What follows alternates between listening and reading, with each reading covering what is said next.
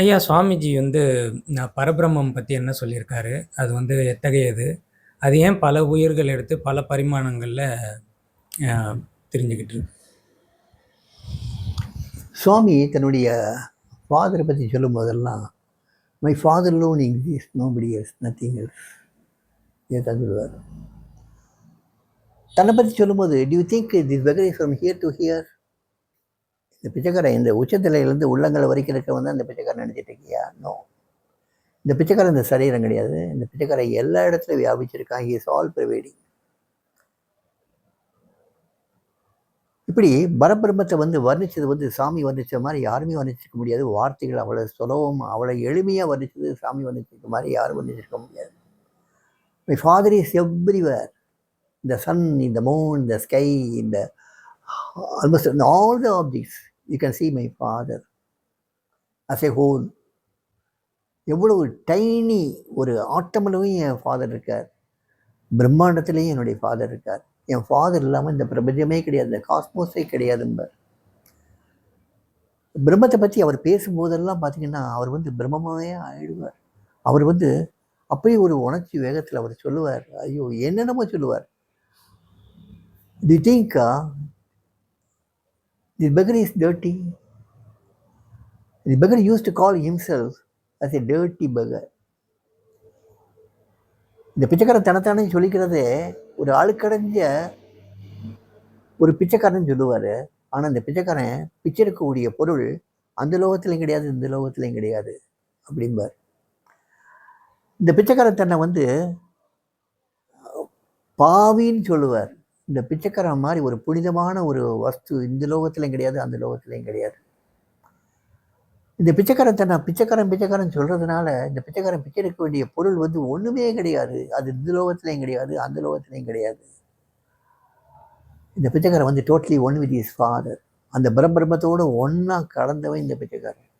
இந்த பிச்சைக்காரன் எப்பயுமே இருப்பான், எப்பயுமே இருந்தான், எப்பயுமே இருப்பான், எப்பயுமே இருக்கிறான். இந்த பிச்சைக்காரனுக்கு தெரியாமல் ஒரு காரியம் நடக்காது. ஒரு சமயம் நான் வந்து அவர்கிட்ட கேட்க போகிறேன், எனக்கு வாழ்க்கையில் வந்த கஷ்டங்களுக்கெல்லாம் காரணம் நீங்கள் தானே சாமின்னு. என்னமோ அவர் வந்து ஒரு பிளாக் மேஜிக் பண்ணுற ஒரு மாதிரி நினச்சி நான் அவர்கிட்ட கேட்குறேன், நீங்கள் தான் சாமி என் வாழ்க்கையில் நடந்த கஷ்டங்களுக்கெல்லாம் காரணம் அப்படின்னு கேட்கும்போது சாமி சொல்கிறார், உடனே சொல்கிறாரு, எஸ், நான் தான் காரணம். உன் வாழ்க்கையில் நடக்கிறது காரியங்களுக்கு மட்டும் இல்லை, மொத்த ஜீவராசிகளுக்கும் நடக்கிறதுக்கு பூராமே நான் தான் காரணம். நான் இல்லாமல் இந்த உலகமே, இந்த பிரபஞ்சமே இயங்காது. நானும் என்னுடைய அப்பாவும் ஒன்று தான். இந்த பிரபஞ்சத்தை ஏற்கிறதே நானும் எங்கள் அப்பா தான் ஒன்றா இருந்து தான் ஏற்கிறோம். அப்படி இந்த பாஷையில் பேசும்போது எனக்கு அப்பெல்லாம் ஒன்றுமே புரியல. ஆனால் இப்போ புரியுது. ஒரு ஞானிங்கிறவர் யார்? அந்த பிரபஞ்ச சக்தியோட அந்த அந்த பிரம்மத்தோட ஒன்றி இருக்கக்கூடியவர் அந்த ஞானிகள் பூராமே அப்படி இருக்கிறவங்க. ஆனால் வெளியே நம்ம பார்க்கக்கூடிய தோட்டத்தை வச்சு நம்ம வந்து இடப்படுறோம், அதில் வந்து ஏமாந்து போயிடுறோம். நம்முடைய பார்வைகள் நம்முடைய ஐம்புலனுக்கும் அகப்படாத ஒரு வஸ்து அது. அந்த ஐம்புலனும் அந்த உண்மையை இப்போ பார்க்கவோ உணரவோ தெரிஞ்சுக்கவோ அறிஞ்சிக்கவோ முடியாத ஒன்று. அதை வந்து அவங்க வந்து எப்படி நமக்கு வந்து ஊட்டுறாங்கன்னா, ஏதோ ஒரு அமானுஷ்யமான முறையில் நமக்கு ஊட்டுறாங்க. அதை ஊட்டவுடனே நமக்குள்ள ஒரு பரிபக்குவ நிலைமை நமக்கு மீறி வருது. அந்த நிலைமையில் வந்து நம்ம மெய்மறந்து நிற்கிறோம், மெய்மறந்து வாழ்கிறோம். அந்த வாழ்க்கை தான் தியான வாழ்க்கை. அதுதான் உண்மையான தியானமே. அந்த தியான வாழ்க்கை தான் இப்போ வந்து சாமி பற்றி அறிஞ்சவங்க எல்லாருமே தெரிஞ்சோ தெரியாமலேயோ வாழ்ந்துக்கிட்டு இருக்காங்க. ஸோ பரபிரம்மங்கிறது வந்து சுவாமியை தவிர்த்து இல்லை, சாமியோடு சேர்ந்தது தான் அந்த பரபிரம்மம். சாமியும் அதில் வந்து இருக்கார், சாமியாகவே இருக்கார்.